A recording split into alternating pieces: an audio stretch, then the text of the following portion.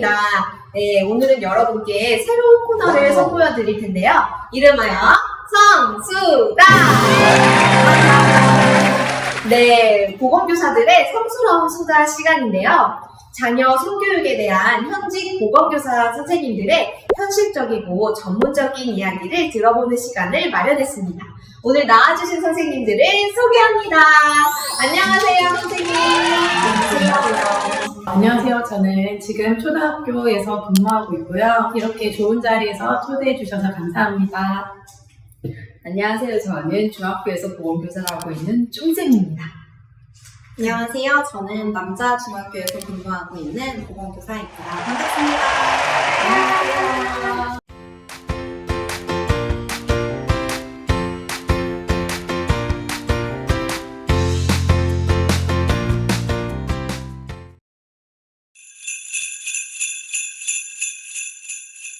최근 10대 딥페이크 성범죄 때문에 상당히 시끄러웠었죠. 선생님들도 각자 기억에 남는 사건 하나씩 소개해 주신다면 어떤 것들이 있을까요?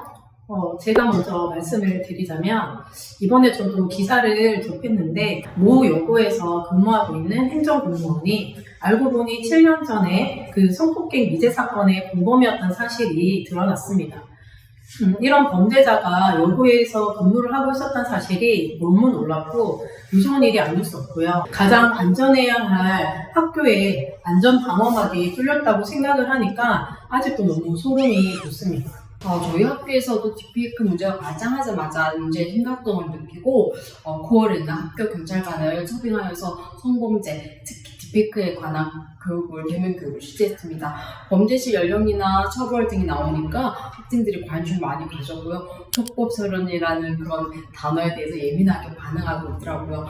저는 기사를 통해 딥페이크 관련 성범죄를 접했는데요. 대부분 피해자가 친구나 가족들에 의해서 일어난다는 점이 굉장히 충격적이었습니다. 아울러 통계를 살펴봤을 때 피해자와 가해자가 20, 30대의 성인이 아닌 10대로 확산되는 경향이 있어서 지금 이 시점에서 디지털 관련 성범죄 교육이 매우 절실하다는 것을 느낄 수 있었습니다.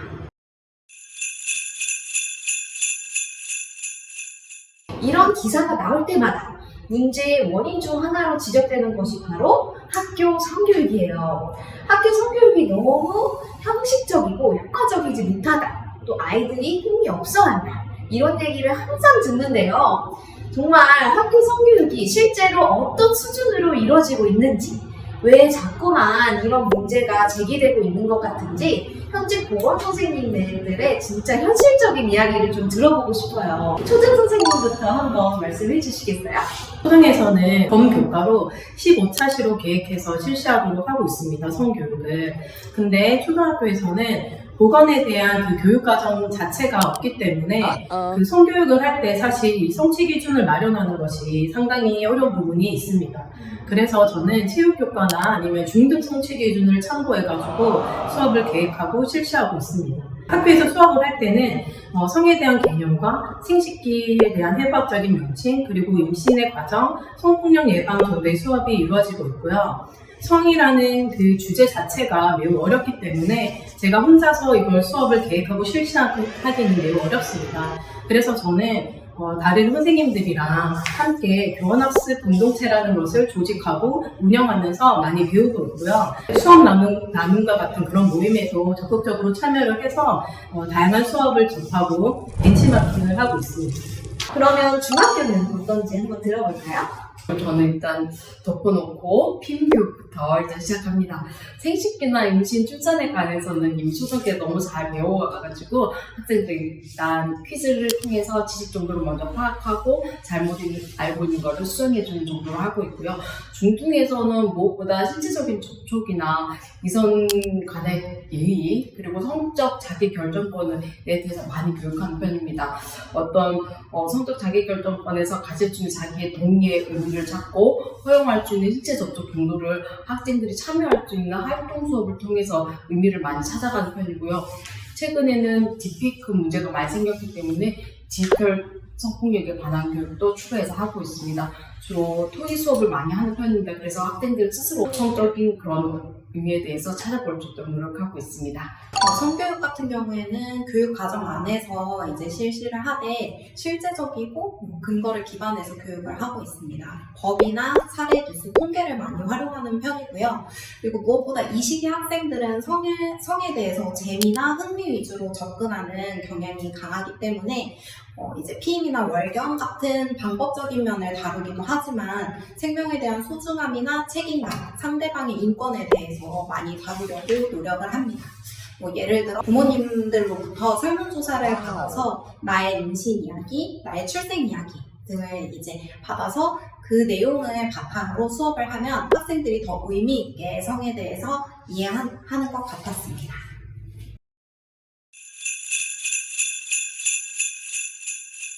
각 학교에서 효과적인 성교육을 하기 위해서 정말 애를 많이 쓰시고 계시는데요. 왜 자꾸만 학교 성교육이 효과적이지 못하다, 또 흥미가 애들이 없어한다, 실질적이지 못하다, 이러한 비난을 듣게 되는 걸까요? 여러 가지 이유가 있을 거라고 생각이 드는데 저는 크게 두 가지 정도로 생각을 해봤습니다. 교실 안에 있는 학생들의 가지고 있는 성 지식들이 제각각이기 때문이라고 생각합니다. 한 반에 보통 20명에서 25명 정도의 학생들이 교실 안에 있는데요. 그 아이들의 성 지식을 일일이 하나씩 다 파악하기란 사실 현실적으로는 매우 어렵다고 볼 수 있습니다. 그러다 보니 가장 쉬운 수준의 교육을 할 수밖에 없는 실정이거든요. 아이들이 수업을 참여할 때는 뭔가 재미없는 수업이 되지 않나. 두 번째로는 사회문화적인 분위기에 따른 제약이라고 생각이 듭니다. 우리나라는 성이라는 그런 주제가 아직까지는 좀 보수적인 분위기가 이렇게 있기 때문에 개방적인 어떤 성교육을 하기에는 매우 분위기상 어렵다고 느껴지고요. 깊이 다루는 것도 사실 좀 현실적으로 어려운 건 사실입니다. 사실 제가 학부모이기 때문에 아이들에게 이걸 가르쳐 줌으로써 우리 아이들에게 호기심만 키우는 것이 아닌가 싶을 때가 더 많습니다. 조금이라도 자극을 주면 이 아이들은 폭발하는 시기이기 때문에 한마디만 해도 훨씬 앞서가고 있기도 합니다. 그래서 저도 부담되고 기본적인 거를 이렇게 교육할 때가 더 많습니다. 수업하다가 보면 아주 동떨어진 질문을 동성연애나 성관계에 대해서 굉장히 궁금해할 때가 많아가지고 저는 그런 부분이 제일 곤란할 때가 많습니다. 성이라는 거는 굉장히 자연스러운 것 그 자체이지만 긍정적인 부분도 있고 또 어두운 면도 같이 내포하고 있기 때문인 것 같습니다. 근데 이제 성에 대해서 올바른 부분, 좋은 부분만 교육하길 원하시는 학부모님들도 계시기 때문에 아무래도 이제 성교육을 하는 데 있어서 실제적인 성교육을 하기가 좀 어려운 것 같아요. 그래서 저 같은 경우는 사실적인 면 다 교육을 하고 대신 이제 어두운 면 같은 경우에는 그것으로 인해 일어나는 결과까지 아이들에게 설명을 해줍니다. 그리고 너라면 그럼 어떤 선택을 하겠어? 라고 해서 가치관을 형성해주는 교육을 이제 진행을 하려고 합니다. 근데 이러한 부분에서 여전히 많은 어려움이 있기는 한 것 같습니다.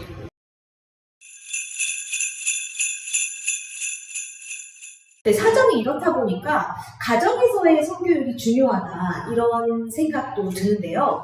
저도 엄마지만 가정에서 성교육하는 게 좀 힘들더라고요.